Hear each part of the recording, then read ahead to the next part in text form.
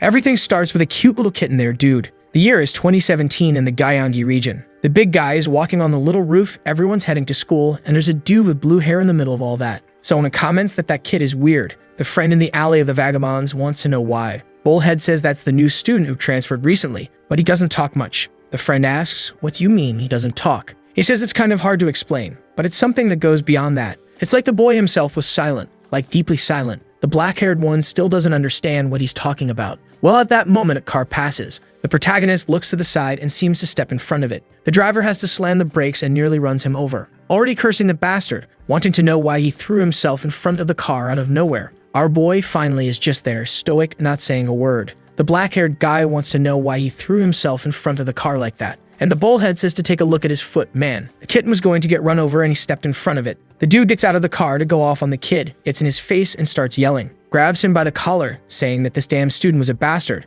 Must have been trying to get into an accident on purpose to get compensation money later. The black-haired guy is there watching, saying that even so, the weird kid still doesn't say a word. His friend says he already told him, man, that kid has some kind of weird illness that kills him if he opens his mouth. Ever since he got here, he's been like that. At that moment, a girl from his school comes running and calls for the uncle, asking what happened. The girl gets closer, calls out to Jijun and asks if he's okay and what happened. The old guy says that this weird kid threw himself in front of the car. That was a very obvious strategy to get money out of others. The girl looks at our boy and says she thinks he must have had some reason. Then she starts bowing, saying she apologizes on his behalf and asks to let him go just this once. She shines while begging and the guy says fine, but there wouldn't be a second time. The black-haired guy in the alley asks why Yina, the queen of class 5, wants to protect this kid. The other one holding the cat says maybe it's because they're from the same class. This kid had barely arrived and was already tiring everyone out. He asks the kitten if it agrees, but the kitten turns and grabs him, dude. Right then, it jumps down to run away, and already the second one is there staring down the two of them. The fool is lying in the alley all bloody and gives a little wave to Ariam. She, however, just gives him a little stare and turns away, man. The friend asks why she seems to have such a cold aura.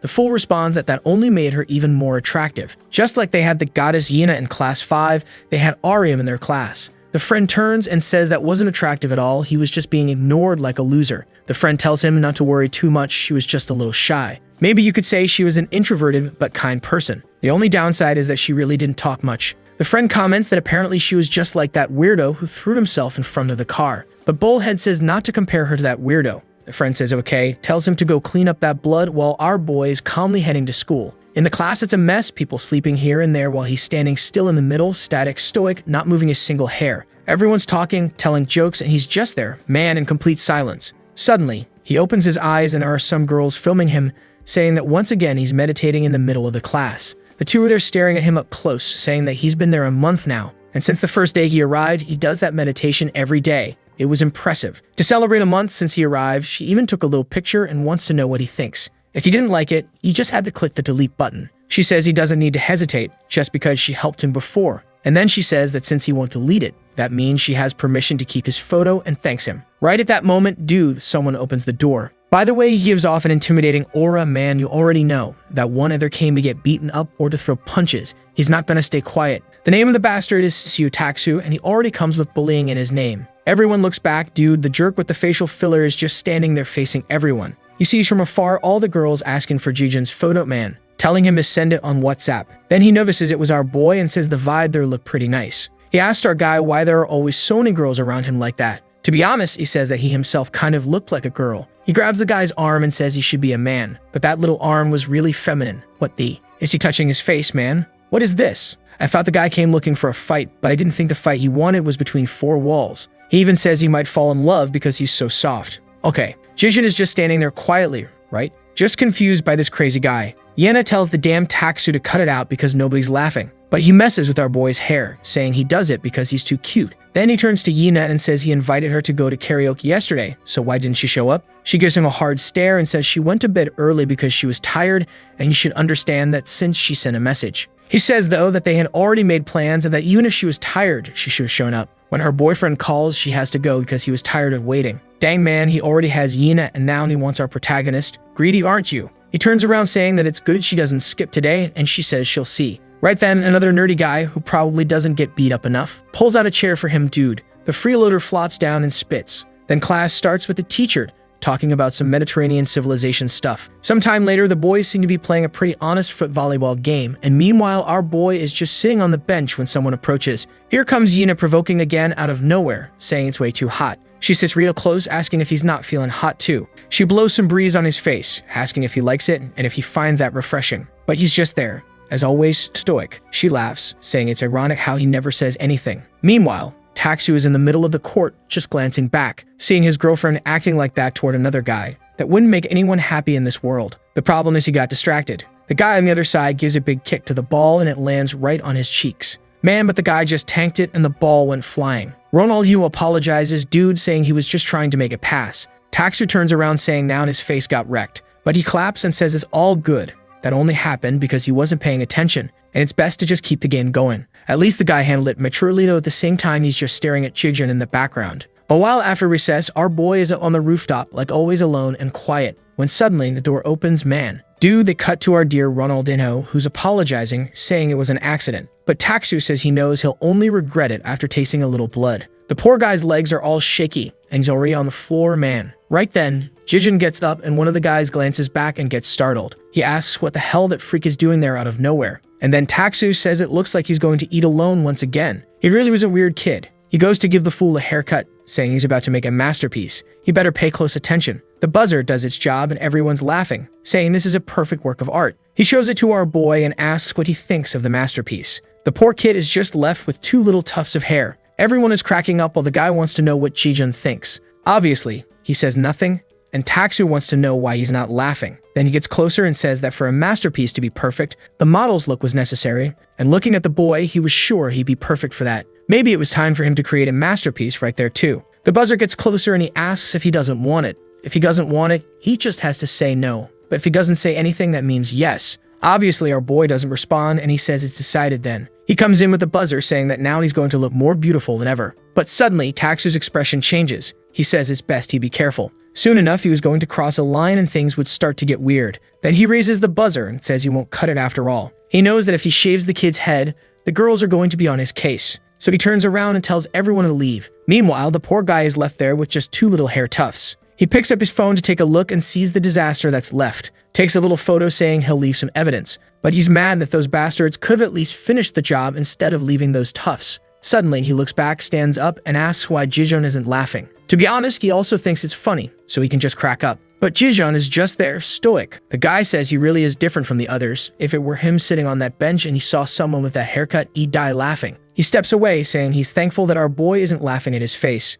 At the school exit, it's raining and everyone is at the entrance waiting for the rain to pass, wondering if they'll get home soaking wet. Some at the front run out while Orium has her little umbrella. She glances to the side and sees Jijun calmly walking in the rain like it's sunny out. Suddenly someone calls him. It's the little bullhead showing up saying Taksu wants to have a chat and it's best if he comes along. Right after that, the 4 of them are there waiting for him. Taksu already says he was looking forward to seeing the great popular guy in class. He really was still looking beautiful after being soaked in the rain. This guy, man, I don't know if he wants to fight or if he wants to. Never mind. Right then, Yina turns and asks why he called Jijun there. Taksu, however, tells her to calm down. He just wants to check something. Then he throws her phone to the ground and asks if he saw that. He wants to know why our boy's face is his girlfriend's wallpaper. Guess what Jijun did? Nothing. Dude just stood there in silence staring at Taksu, who says he doesn't know if he's being petty, but he wants to understand this situation. To be honest, this Taksu, aside from the haircut, is the most chill bully so far, man. He took a soccer ball to the face, didn't do much, just complimented our boy's looks, and really the one causing all of this is Yina, who keeps flirting with our guy even though she has a boyfriend. And she even tells Taksu that she's only using him as wallpaper because he has a cool vibe. The guy, obviously confused, asks if it's really just that. Yina gets close to our boy, grabs him by the arm and tells him to just go. This had nothing to do with him. She'd see him at school tomorrow, so it was best for him to leave. Then Taksu asks why the bastard girl is taking the side of that damn bastard. She was even flirty in front of him. She turns, saying he's the loser, and he needs to stop crossing the line. Holy hell, take back what I said. Taksu slapped her hard in the face, my god. The girl spun like 380 degrees and even got blood on Jijun's face. Man, at that moment, he felt something strange inside. And Taksu asks why the damn girl is siding with that kid in front of her own boyfriend. Then he gets in our boy's face and says that it looks like he already knows all the girls like him. He wants to know if, by any chance, he's interested in Yina. She was pretty cute after all, even if she had a bad temper. If Jijun were honest and said what he wanted, he'd even hand her over to the kid. He's sure he must be really into her, so just say it. Yina, still on the ground, laughs at that whole thing about them being boyfriend and girlfriend. She wasn't with someone who throws parties and buys drinks for other girls and still makes bets on social media. He turns angry, saying he already apologized for that damn mess. It was his friends who invited and set up that situation. He wasn't to blame for any of it. Yana says whatever, he wasn't worthy of being her boyfriend anymore, so it's over. Man, but then he hit her with Ronaldinho's kick right in the stomach. Even Jijun felt the pressure from the impact. Dude, the poor girl is trembling all over. All twisted, Yena says that it really is the end for the two of them, that she must have been crazy in the head to ever date him. But he just grabs her by the collar and asks to give her permission to break up with him. Okay, that's how it is, fine then. But she just says she doesn't care. If he wants to hit her again, he can go ahead. He says fine then, they'd settle this now. But when he goes to punch her, man, his arm gets blocked. Jijun had thrown his shoulder over it, and Taksu wants to know what he thinks he's doing. Looks like Jijun really was interested in her. He goes in to punch, saying he already warned him not to cross the line. And man, the punch lands square on his cheek. I thought he'd dodge, I thought he'd pull something epic. But Taksu says he doesn't stand a chance. In our boy's mind, he remembers a blonde girl telling him to come to his senses. He snaps out of it, plants his feet, and manages to stay standing. Taksu, though, goes in for another, wanting to know how the hell the bastard tanked that. Since that's how it is, he wouldn't hold back anymore. And man, hits him square in the solar plexus, the kind of shot that knocks anyone out, and I think it hurt. Or maybe not, because Jijun is just staring back cold. Taksu goes in to throw another one, telling the bastard to die. But this time, Jijun dodges and lands a clean one on the jaw, not a hard spot to hit. Man, that one spun him like 3 times and he went face first into the asphalt. The friends are off to the side calling out to Taksu, while Yina looks shocked, asking what Jijun is doing. Well, defending himself, right girl? The fool's getting up, already spitting out a tooth, and then takes a snap kick to the chin. The friends try to step in, saying he must be asking to get beaten up. But man, if the main side character with a name has no chance, these poor guys are just taking dodges and jaw servings. One of them grabs a metal rod to hit him in the head, but takes a spin kick right in the chest. One more to the ground. Bullhead is just standing there. Dude hasn't done anything up to now. While Taksu just wants to know what the hell Jijun even is. He's just there, dude, standing in the rain staring like a demon, and takes another straight to the face. The fool groans, but gets another one man. Punches flying until Yina comes to stop him, saying if he keeps going, the guy's gonna die. He hesitates for a second there. Lightning strikes, and he gets up all in swag mode. Dude, full-on psycho face. Yina calls out to him again, but man, he just throws on his backpack and walks off. Bullhead and the girl are left asking themselves what he even is.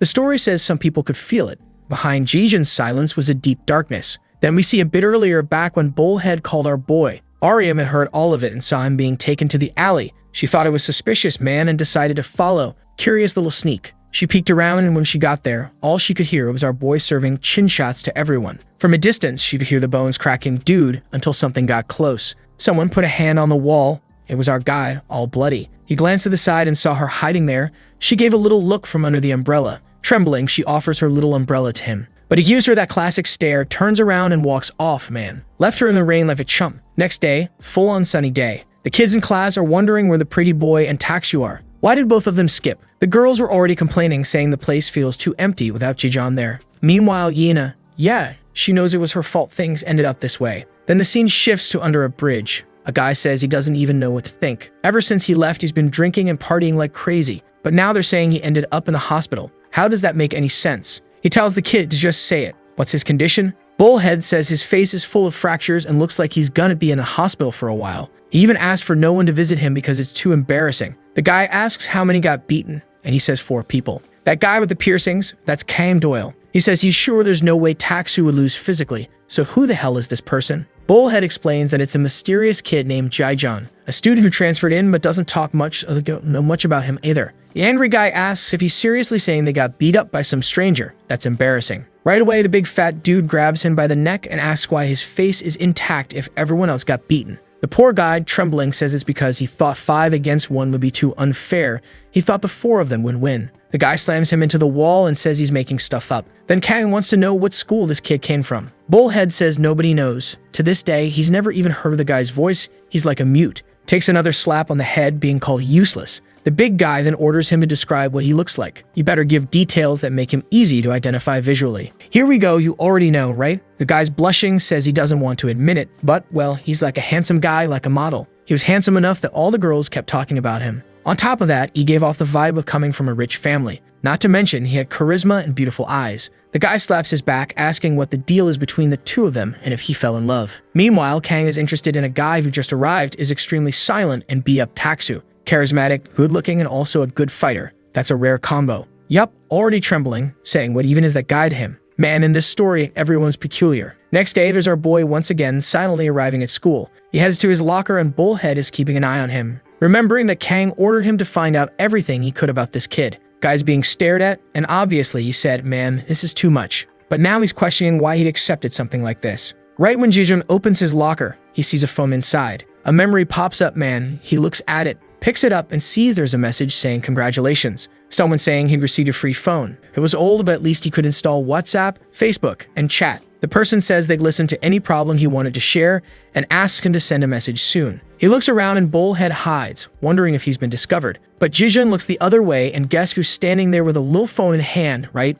Just by the hair, you know. Yeah, she's clearly in love. He looks at the screen while she's standing there red like a tomato, waiting for the boy to message her. Bullhead's wondering what he's going to do, and then Jijun just puts the phone on top of the locker and walks away, man. The guy rushes over, grabs it to check, and sees it's an old model. Clearly wasn't him. He's kind of confused, wondering why Jijun discarded it and why it wasn't locked. But suddenly, someone shoulder checks him, man, and he hits his face on the locker. The girl grabs the phone and vanishes. The poor guy is all twisted, trying to figure out who that crazy girl was. Meanwhile, one of Yena's friends is saying that her aunt has a poodle that had a baby, and it's too cute, and she wants to adopt it. But clearly, Yena isn't listening to a thing. The friend tells her to stop zooming out and focus. Embarrassed, she says she is focused, but the other one already calls her out, says she's lying. Bet she's thinking about Jijun, who's absent again. Blushing, she says no, she doesn't think about him like that all the time. But right then, her friend's face suddenly turns red too, calling out the name Jijun. There he is, the badass, standing right in front of them, man. One look from him and Yena is already frozen there,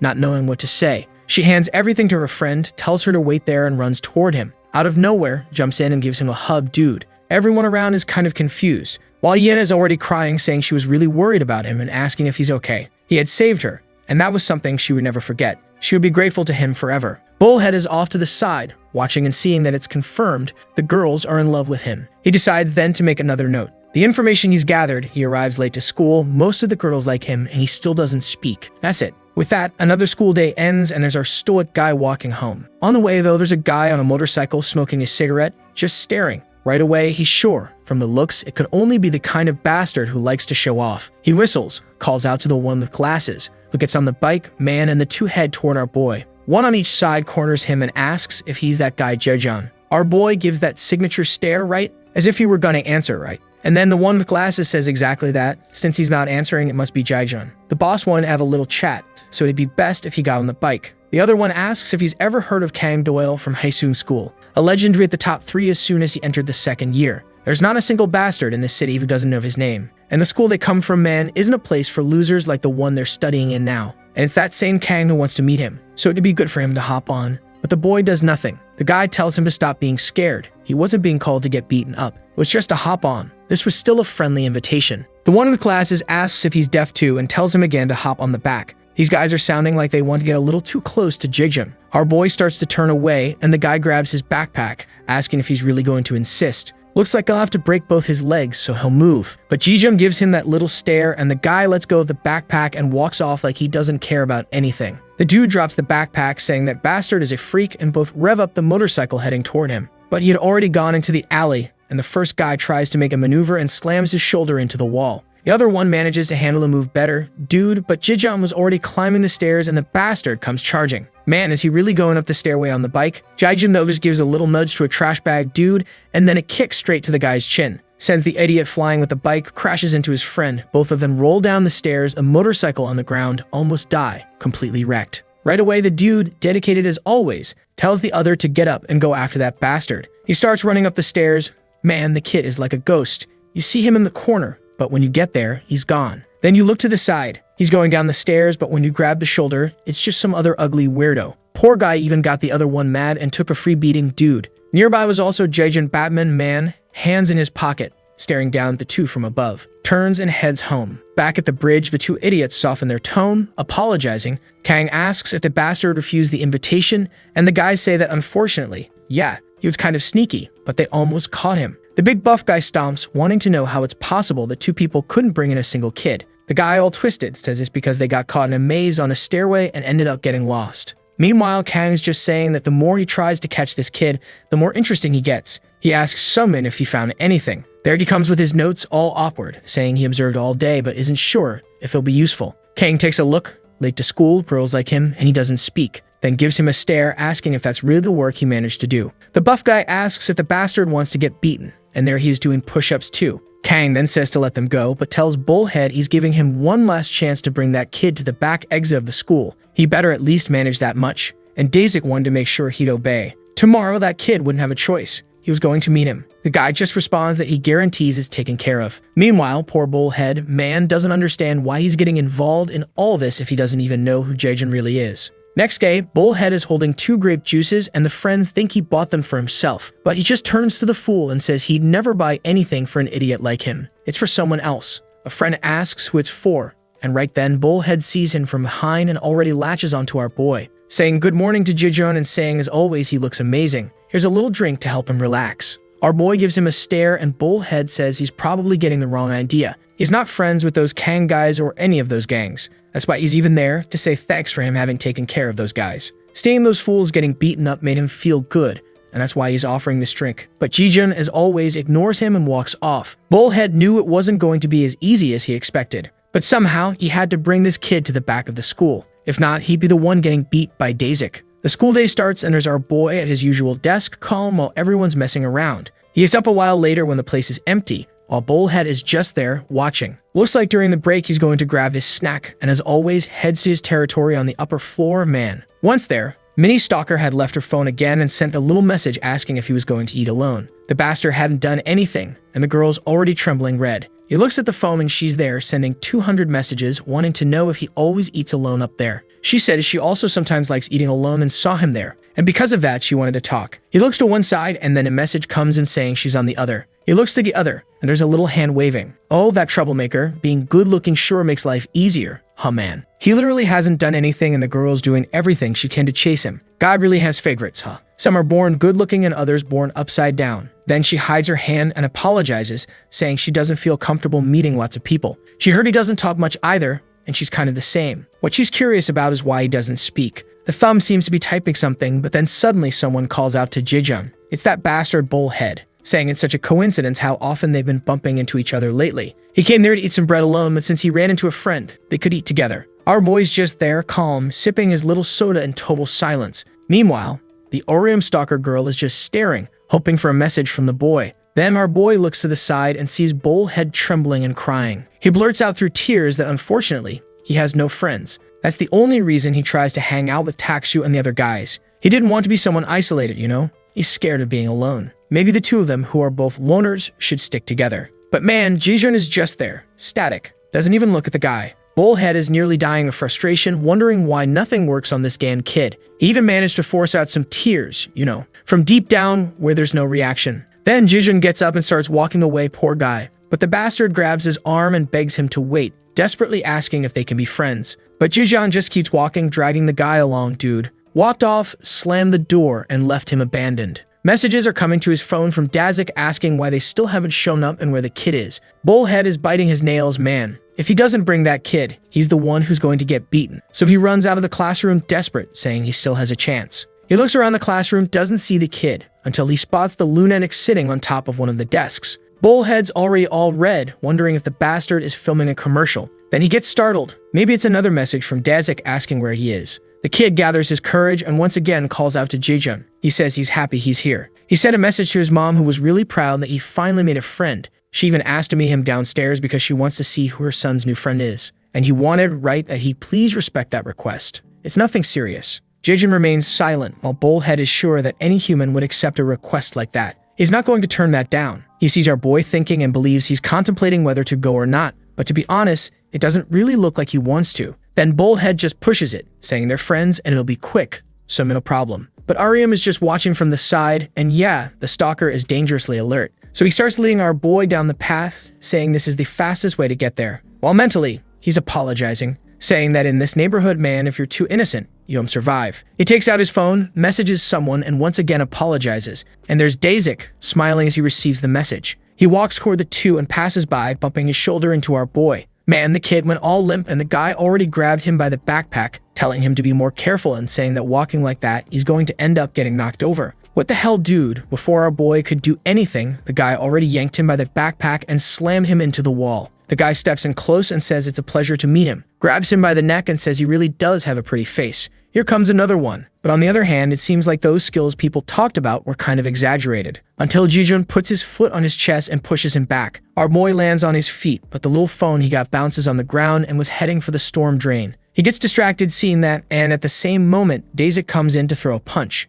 Man, he's forced to pull his arms up to defend, but even so, the impact hits hard. At least with that block, he managed to throw his foot back and knock the phone away from the drain. The guy clenches his fists and says it's time to finish him, stares him down and asks if he really thinks he can win with their size difference. And our boy's just there. As always, guess what? Silent. While Bullhead is off in the distance apologizing, saying that if he gets beat quickly, Daisy will stop right away. The bastard comes running to shoulder charge him, but our boy just grabs his backpack and uses it as a shield. Still gets slammed into the wall, but it looked manageable. Desic then says that he's actually a little smarter than he looks. Our boy empties the backpack, the guy charges in again, and he pulls a flip to the side, tosses the strap around his foot, yanks from behind, and drops Dazik flat on his back. The guy goes to yell, calling him a bastard, but then comes a punch landing right beside the skull. The guy freezes right there, huh man? And then Dazik sees the guy standing over him with a big old foot on the back of his neck and wonders if he's trying to act all high and mighty. Man, he tries to get up, but our boy throws in a spinning blow, whacking him on top of the head.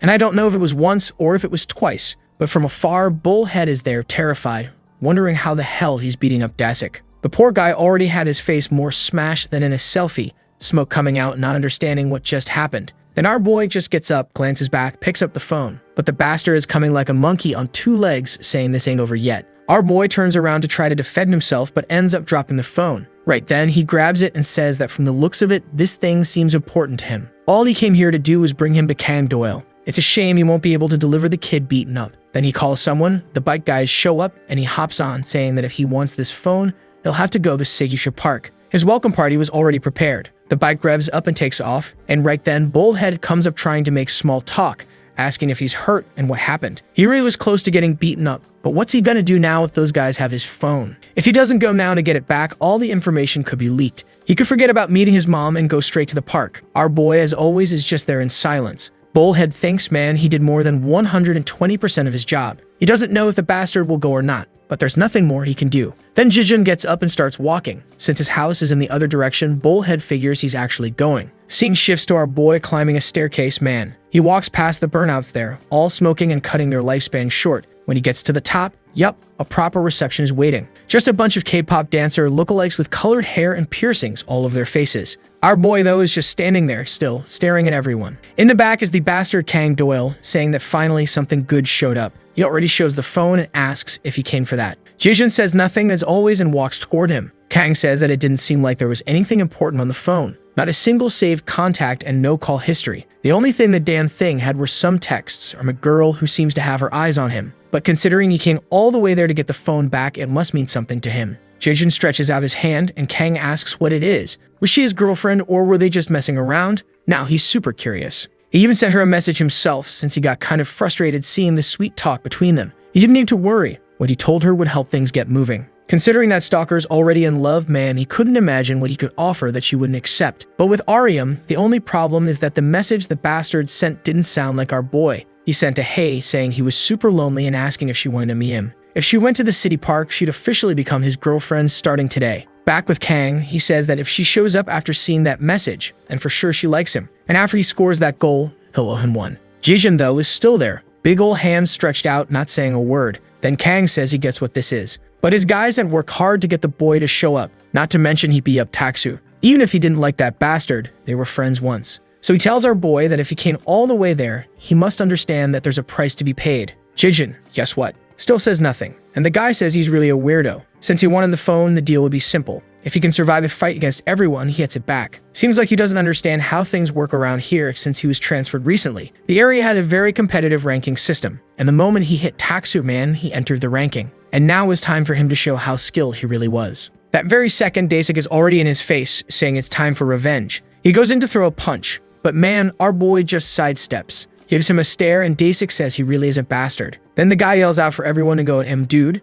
Our boy dodges the first one, steps to the side, clenches his fist, and goes to sock the guy in the face. But being all noble and heroic, he stops just before smashing another skull. Two others come from behind. He glances at them, closes his arm, walks, but gets slammed to the ground. He falls between another guy's feet, who, man, actually lands one right in the face. At that same moment, another Cristiano Ronaldo's coming in for a header. From afar, Kang is just watching him get beaten and wondering why the bastard is only dodging and blocking. Apparently, he's not very interested in this ranking business. The guy next to him, though, says this weirdo isn't even screaming, even while getting beat up. Seems like he's willing to risk his life just to stay silent. Strangely, Kang says he's curious what kind of voice would come out of a face like that. I'm telling you, this place is weird, man. And then he yells to the guys saying that whoever makes him scream will win a limited edition Jordan. The guys look excited, and instantly, everyone rushes to beat him up. Jijin is just tanking everything while Kang's yelling, telling him to hurry up and show what kind of skills he has. He was supposed to prove he was a rare item. Daisik comes charging, telling everyone to move aside and asking where that fighting spirit of his went.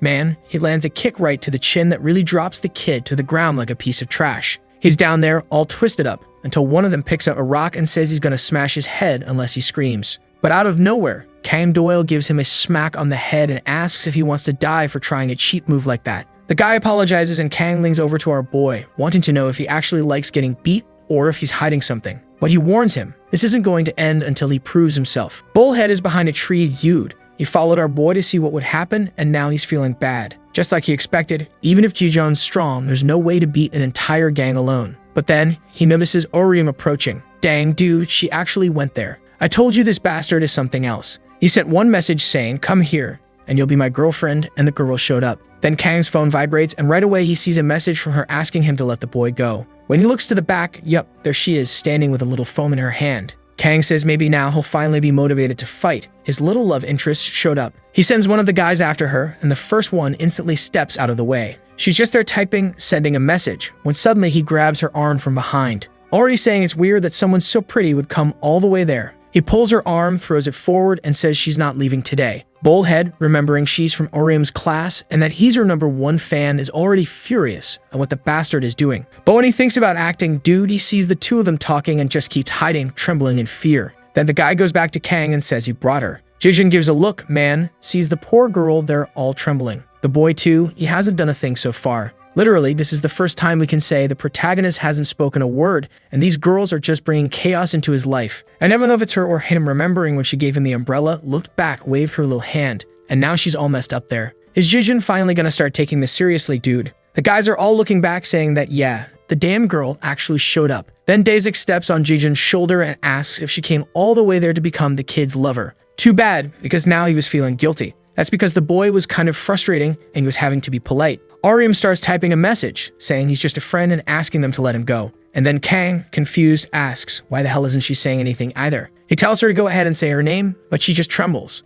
Right then Kang says it's ironic. Seems like the two of them are just alike. The guys around are laughing, saying there are two weirdos there who don't open their mouths. Truly the WhatsApp couple dude. Once again, Kang says he doesn't know how, but he'll give a reward to whoever makes either of them speak. Daisik asks if it's okay for him to mess with the girl, and Kang says yeah. Then the guys already start circling around, saying that if she doesn't talk, she doesn't say no either. Why would they keep annoying Jijun when they could have way more fun with her? There's already one creep grabbing her hair, saying it smells nice. While the guy's asking what shampoo she uses, Jijun's expression is changing dude, and Kang is just watching, wondering what he's going to do. Will he keep holding back like that? Meanwhile, another dude's grabbing her chin, and from a distance, Bullhead is angry that she got caught up in all of this. Strangely, the weirdo holding her face asks what they're gonna do with that mouth. One of them tells her to scream, and that's when Jijun sidesteps and takes a hit right on the chin. The guy next to him looks over, sees the fool falling, and in the same second, gets hit too. The pink-haired K-pop guy, man, opened his mouth and got smacked as well. Right then, Kang celebrates, saying that finally, Jijun started fighting.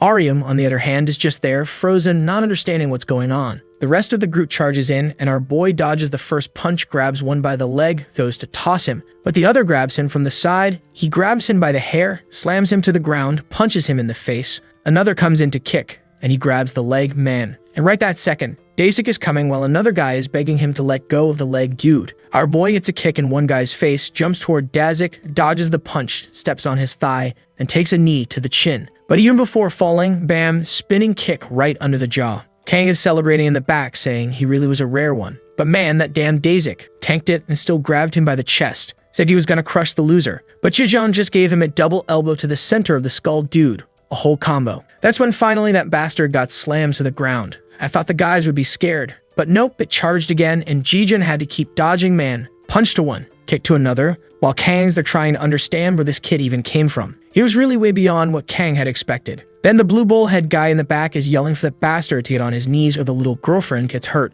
But man, when Jijeon looks over, it's like he sees something from the past. Apparently, even when he was little, this bastard already had girls chasing him and trouble following. The girl cried, calling his name, and that stirred something in the boy, dude. I thought he was gonna just deck the guy, but one steps forward and the other one's shaking. Then one tries to say something, and there's a guy coming from behind to hit him, but that guy just takes an elbow without even being looked at. Right then, Jijeon charges, the guy says not to come any closer, but gets decked right in the face anyway. Already down on the ground, and now it's just like the taxi scene, man. Jijeon snapped and started unloading punch after punch into the guy's face. Then Kang in the back says that's enough, tells him to stop, shows the phone and tells him to come grab it already, because he deserved it. The only price was that he'd have to join the group. That's because he just couldn't resist the things he wanted. Man, what a little villain this guy is, right? Still waiting for the first straight villain in this story. Our boy gets up, goes in with clenched fists, and Kang stretches his arms to the sides, saying it's over, man. What does he think he's doing? He'd already had enough fun, so there was no reason to stare at him like that. But man, Jijeon just raises his fist. Kang glances over, and he's the one who gets into a fighting stance, dude. Leaves only the afterimage behind, steps to the side, and lands one square on Jijeon's chin. Damn, I thought he was gonna get clobbered by those goofy guys. Our boy hits the ground, and I don't know if he's awake or knocked out, but he's pretty beat up. Then Kang approaches and says he already told him to cut it out. Throws the phone in his chest and tells him to take it and stop being a pain. He calls for his boys, all beaten to hell, and tells them to leave, man. The crew heads down the stairs, and everyone's wondering who that bastard even was. Dazek's still fixing his jaw, asking if Kang really wants to recruit that weirdo who doesn't even speak. Kang, though, isn't really hearing any of it, because his lip's bleeding. He was sure he dodged perfectly, but even with the kid all beat up, he reacted fast enough to cut his lip. He really did have a knack for hitting weak spots. And obviously, now he wants the boy for himself. Get out of here, creep. Meanwhile, back at the park, our boy sits on the bench. Now what? The mute couple is just there, staring at each other. He's sitting, she's looking at him, and he's not saying a word until she suddenly takes off running. Amazing. Once she's a little farther away, she says for him to wait, that she's going to get some medicine. While Jijeon's just remembering the moment the guy said to get on his knees or else he'd hurt her. He looks up deep in thought, puts the phone on the bench and walks off. Man, what the hell? This girl's cold as hell. Bullhead is just watching, thinking that if it had been one-on-one from the start, he definitely would have won. Looked like someone really dangerous had entered the school. At that moment, he walks toward the bench and sees the phone. Right away, he remembers it's the same one he left on the shelf, and now he knows it was Orium who gave it to him. He starts wondering what's going on between the two of them, who she appears in the background, all desperate carrying the medicine. He's unsure what to do with the phone, but decides he doesn't care, just grabs it and takes off running. Orium gets there and obviously sees the bench empty. Looks like the girl needs glasses, huh? Got within 10 steps to realize no one was sitting there. Meanwhile, Bullhead already vanished, dude. The phone rings. It's Orium saying she bought the medicine, but he left. Were his injuries okay? Bullhead's annoyed that bastard Jijeon is leaving Orium all worried, and now he doesn't know what to do. Maybe he should just send a little message to calm her down. At that moment, Orium sends her name saying she's from class 4. Poor Bullhead, he knows that better than anyone. Then she thanks him for saving her and asks if they can start talking little by little. Of course, right, dude? Bullhead's got an opportunity like this in his hands, and now he doesn't know what to do. Maybe he should ignore it, but he feel bad. Or, obviously, he could just pretend to be Jijeon for a little bit. And there's Orium, obviously seeing the message come in, and he just sends an awk. At least that sounds like something Jijeon would send, except for the fact that he apparently would never send anything at all. Next day, bright sunny day, and in the middle of the alley, the friend's watching the fight, man. Looks like Bullhead recorded the whole thing and is showing it to him. The friend asks if that's not that mute student he said was an idiot. Bullhead says yeah, but that kid was way stronger than he expected. The friend immediately comments that the guy fights way too well. If he knew how to do that, he'd be super popular. But Bullhead is already thinking that the bastard was too popular. Even that Dan Orium liked him. Now he's the one who likes Orium and is mad that even though she likes him, she's being ignored. At the same time, of course, he feels relieved, but he's in a whole emotional mess. How could his goddess get rejected like that? The black-haired guy says they gotta put that fight on TikTok. That thing's gonna go viral. Bullhead says of course not, but the guy's already running off. He tries to chase after him, but ends up bumping into someone and falls all twisted on the ground. He's about to apologize, but here comes the next K-pop guy who's gonna beat him up. Rank 2 of Baekdong High School, Kim Jinwoo. Almost Sung Jinwoo, just swap Sung for Kim. And it seems like the guy's well known because Bullhead's already trembling, saying he's gonna put his badge back on. Goes all crooked to pin it back to his tie and gets slapped in the face for it. Apparently, the guy just gave a light tap and kept walking. Meanwhile, the guy with the soup bowl haircut tells him to watch where he's going. The fool apologizes. Dude, the friend asks if he's okay, says it didn't hurt that much. The buddy comes closer and says he got lucky, man. Kim Jin was known for being a maniac who loves fighting, so the fact he let him off easy was a blessing. That's when they hear someone calling for Jijun, and when they look back, there's Yina clinging to him, wanting to know what happened and why his face is all bruised. Seeing that, Bullhead just feels rage. That bastard was too popular. First Arya, now Yina. He doesn't understand why this damn guy is the god's chosen one. Then his goddess, speaking of her, walks by. He gives a little hey, just to be completely ignored. At that moment, he figures that to get close to her, he'll have to get close to Jijun first. Meanwhile, the friend's there with his phone, already posting the transfer students' fight to TikTok. Not long after, in class, the little bald guy is getting his head doodled on again. The dude drew an emoji on his scalp, and it actually looked kinda cute. Says that at least from that side, he looks better now. Everyone's cracking up while he's sitting there, realizing his life's a mess. The guys even say that from now on, he's gonna have to walk backwards to have better luck with girls. And man, the poor guy had no choice. He's there in the hallway walking backward until he hits the stairs and nearly falls like a complete idiot. But it's fine, because Jijun shows up and saves him. Dude. The guy glances at him and apologizes. Now that I stop to think about it, why hasn't that bastard cut those two little tufts of hair yet?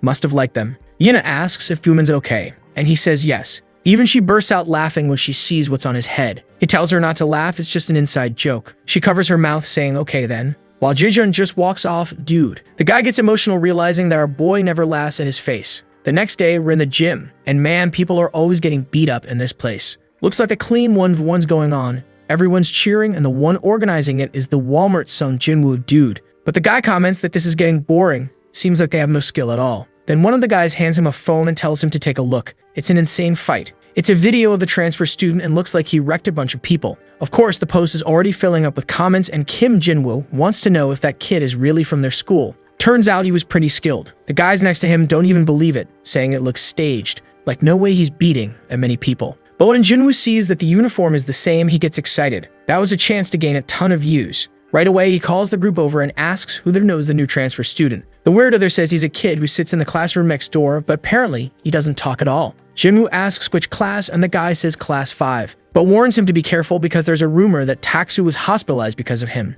Obviously, Jinwoo already gets excited hearing that the kid he can beat up Taksu. Turns to his friend and says they've got to get more info on that bastard. Poor thing. Here comes another one trying to get information. During break, the guys are calling Guman to go eat something. At that moment, our boy steps out of the classroom and Guman goes over to talk to him. Says he bought a little bun and wanted to eat together. I think the two of them are heading to the upper floor while Guman says they should do this more often. When they get there though, boom, there's Bullhead saying he was waiting. Where the hell do these bastards even come from? Who knows, but now out of nowhere, he's got a squad. Bullhead wants to know why Guman is walking around with Jijun, and Guman asks the same thing about him. The two are about to start arguing until Guman turns to tell Jijun to sit down. But with that, Bullhead sees the little face drawn on his head, and of course, bursts out laughing, already asking why he's trying to make everyone laugh. Poor Guman says he's not trying to make anyone laugh. His body was living undeniable proof that bullying in schools was still real. They shouldn't avoid the truth. While they're having this little back and forth, Jijun's just there, calmly eating. Guman asks to take a photo for evidence, and just when Bullhead is about to snap it, his phone rings. Man, a little message from Ariam. Right away, he takes off running, saying they can eat there. He's heading out. She had just sent a "have a nice break" while he's there all flustered, replying, "Thank you." My god, man, it wasn't even meant for you. Still, he replied, "You too," left the girl all red. Man, but the happiness doesn't last long. Right then, the door opens and in comes another enemy. Bullhead recognizes him as Jamin and wants to know what he's doing there. But the guy just looks straight at Jijun and comments that people have been saying he hangs out alone during breaks, and looks like it's true. He walks toward him, shows him a video, and asks if that's not him. Bullhead sees that the damn friend's TikTok post has now gone viral. Guman's shocked, not understanding what's going on. And Jamin already says he wants to see if the kid's skills match the rumors, asks why he's just standing there doing nothing, then swings a punch. But instead of hitting, he's just kind of throwing it beside his head, asking when he's finally gonna do something. Since our boy doesn't react, he winds up for a real one and says this one's gonna earn a like on the video.